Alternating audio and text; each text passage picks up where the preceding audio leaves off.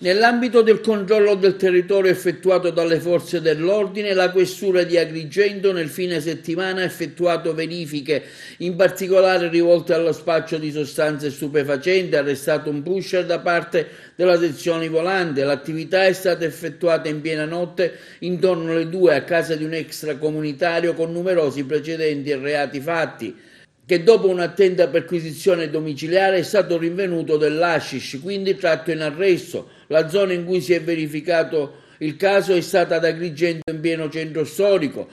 È rinvenuta cucita all'interno dell'abbigliamento intimo dallo stesso la quantità di hashish.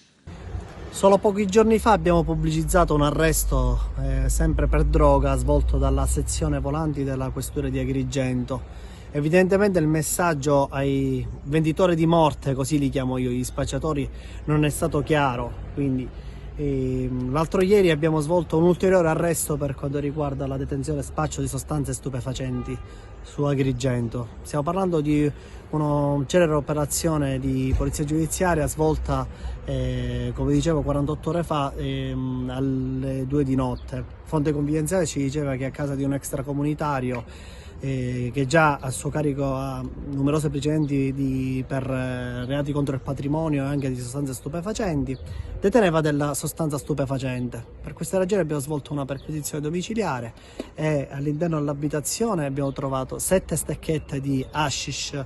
Abbiamo fatto il narcotest che ci confermava che era della droga cosiddetta leggera. E lo stesso è stato sottoposto è stato tratto in arresto ai sensi dell'articolo 73,5 del DPR 309 del 1990. Il pubblico ministero che era visto ha chiesto la convalida dell'arresto al GP di Agrigento, che ha convalidato e ha disposto l'obbligo di firma giornaliero per lo stesso. Non è il primo caso, perché grazie alla segnalazione della cittadinanza sappiamo che proprio nel centro storico vi è un notevole spaccio di sostanze stupefacenti, ma noi continuiamo anche nei servizi ordinari, quindi senza controlli straordinari, andare in quei luoghi a identificare più persone. Attualmente sono più persone, sono di nazionalità gambiana che abbiamo tratto in arresto. Sì. Lo spaccio avviene, loro detengono la sostanza prevalentemente nella loro abitazione, la occultano anche, pensate, negli indumenti loro personali.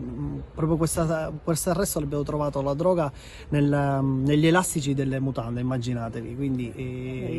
Quindi sì, sono loro che attualmente detengono la piazza di spaccio nel centro cittadino.